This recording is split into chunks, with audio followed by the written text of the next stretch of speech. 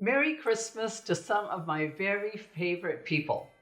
This year, for December, I decided to invite you into my home, and we're going to do something different for our Christmas letter. So today, we're going to do some fun activities for you. We want you to join in, and I'm going to introduce you to two of my friends that are going to help me do this today, and it's Sarah and Cleasy. Hi. And honestly, we're going to have a lot of fun with this, but we want you to have fun too. So I'm going to do a little quiz with the girls, and so you get to know them better, but I want you to join in and answer these questions too. And so you can put them in the comments, whatever you want to do, but join in and be a part of this, okay? So let's start. Would you prefer during the Christmas season rain or snow? Snow. Snow, but no ice. Oh you. no. Hot chocolate or specialty coffees? Coffee always. Caramel brulee. I want one of those. I want one of those. Ooh. Cinnamon rolls or almond croissants? Cinnamon rolls. Oh, I'm getting girl. hungry and thirsty now. Pancake, waffles. Pancakes. I'm a waffle girl. Love my waffles. Oh, turkey or prime rib? Turkey. Prime rib. A traditional tree or a modern tree? I feel like I'm somewhere in between, a little bit of both. Okay. I like the traditional. Okay. So if you were going to watch a movie, would it be a romantic movie or a comedy movie? Comedy every time. All I can think of is White Christmas. That's the only Christmas movie that's like my all-time favorite. Aw, that's great. How about cake or pie? Cake. I'm a pie girl. Love the pie. Pie, waffles, all of it. So would you do Christmas cards or Christmas emails? I'm in a car. I feel like cars, snail mail. I don't know, getting a letter in the mail with your name addressed on it, like. There's something about that, There's isn't something there? about it. It's very It special. really is, yeah. Yes. I want to say emails because I want to be more eco-friendly, but I'm all about the Christmas cards. Yeah, I run to my box because I want to find out, is there anything in my mailbox? That's much more fun. Yeah. And then at Christmas morning, this is always fun, a fun morning. So do you do it in order, one person at a time, or do you do wrapping paper mayhem? We are very organized. We do one person at a time, one gift at a time, and I collect trash between presents. Oh my word, so organized. Okay, I'm not quite there, but somewhere in between there and mayhem, one person at a time, pause, talk about the gift, thank the person, and then there is a big old pile of wrapping paper though. Oh yeah, there's always that wrapping paper. Well, we're going to do some fun things like I told you, so stay connected to us because you're not going to want to miss anything that we're doing today.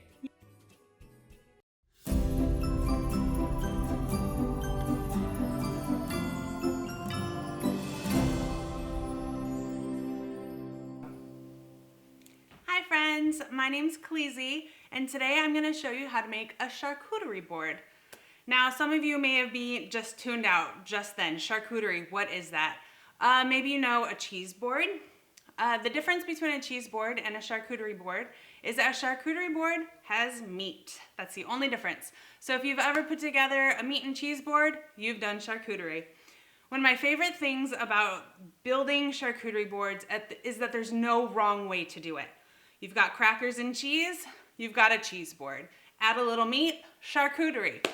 It means fun. The point of the board is to bring people together, to have a point of conversation, and to relax and have fun. It's a conversation starter, and it's just a way to explore new things.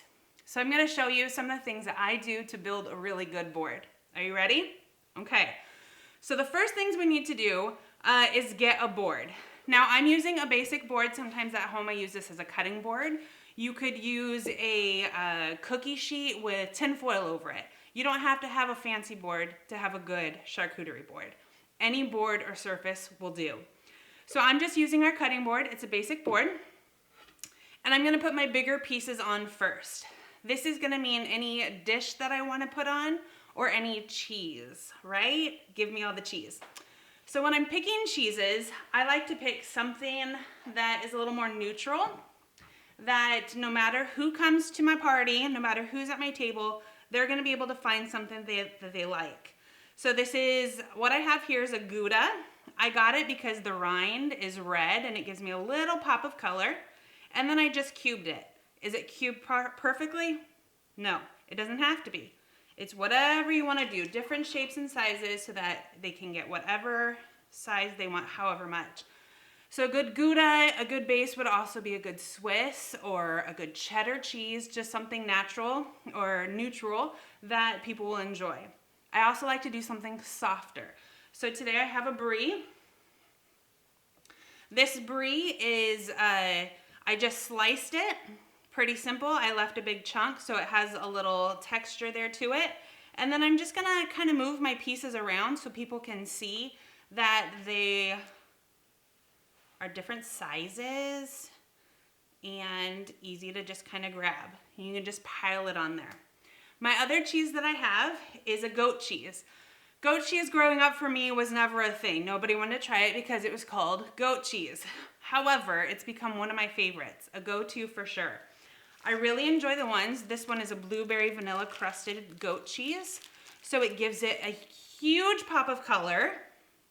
It's beautiful, but it's also delicious. It's got a fruity flavor to it. It pairs well with anything that is salty. It goes well with other sweets. And so you just kind of put it wherever you want. Then I'm also gonna put my dishes on.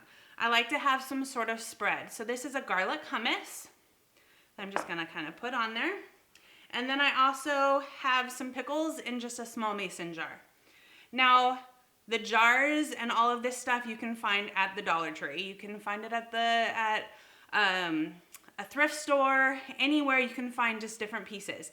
Everything doesn't have to match. You can use whatever you have on hand. Next, I'm gonna add some fruit because that's a big piece. Grapes are just perfect when it comes to your charcuterie board. There's enough for everybody. It doesn't have to be perfect. Just kind of pile it on there. I like the purple grapes or the red grapes because it gives a good color. They're also sweeter than your green grapes, and so they're gonna pair well with everything.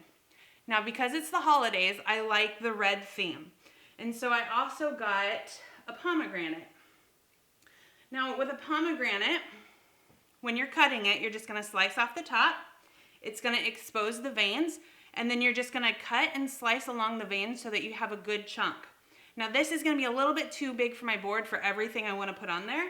So instead, I'm just gonna use my slice and just kind of put it on there. It gives a lot of texture, color, and flavor to your board.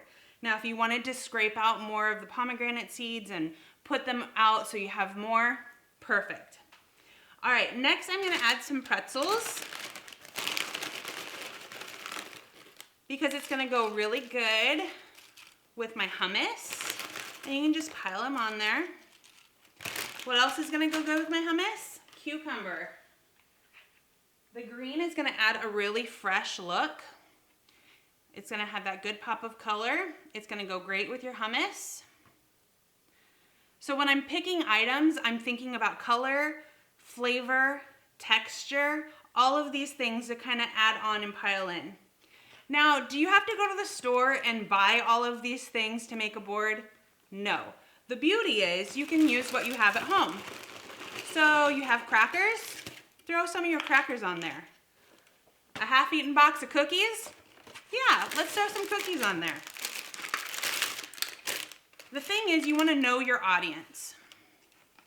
So if you are making a board for somebody who is not adventurous in their eating, then make sure you put things on there that they're gonna enjoy. Now, maybe you have somebody who's lactose intolerant. I love cheese. My husband cannot eat any of it. So what I do is I still make a good board, but I make sure I separate out what he can eat versus what he can't eat. So he can still come to the board, come to community, and find things that he can enjoy. Now, this is a cheese board. We're about to make it a charcuterie board. Like I said, there's no wrong way to do this. If you just plop this on there somewhere, that's gonna be great. But I'm gonna show you a trick that's gonna make everybody think that you are magic. You're gonna take your salami, that's the meat I'm using, and we're just gonna fold it in fourths. And we're gonna take it and fold it in fourth. And we're just gonna keep doing that with quite a few pieces. What this is gonna do is it's gonna make it easier to grab and pick up. It's also going to give your board some texture.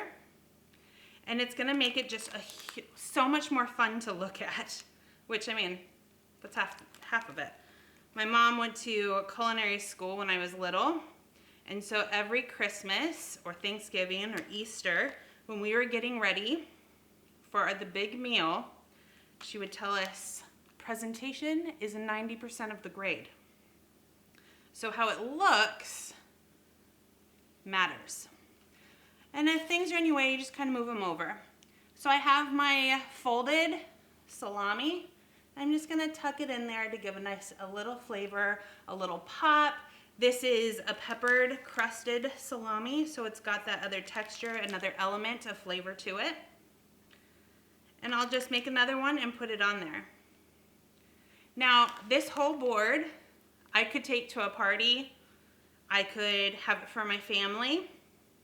A lot of this stuff I bought just so I could price things out to let you know how much this cost.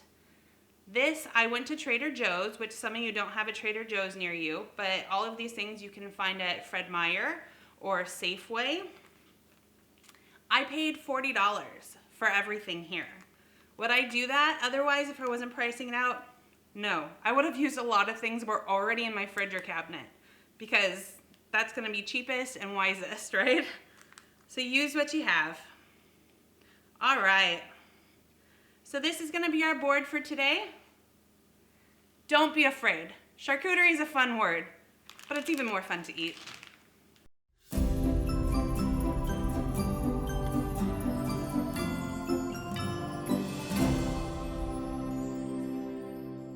Hey girls, I'm Sarah, and today on the show, I'm gonna be doing a really simple, elegant table setting runner, whatever you wanna call it.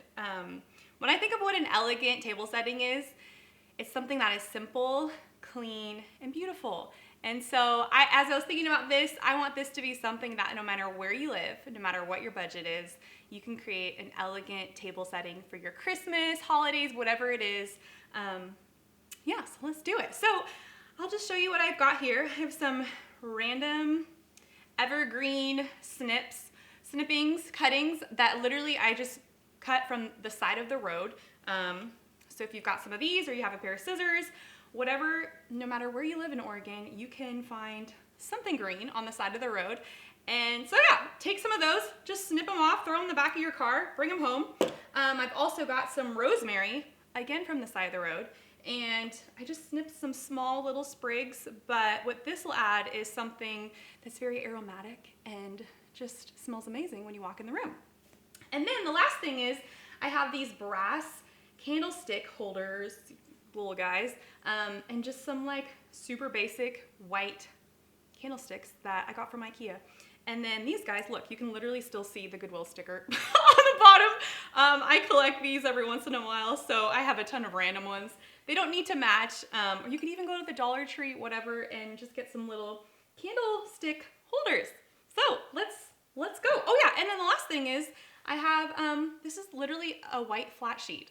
So I just have this as my little runner, and it's gonna be the canvas for this beautiful, elegant place setting. So let's do it. So I'm just gonna start by making sure first that my sheet has some kind of like give and take in it, some little bunchings.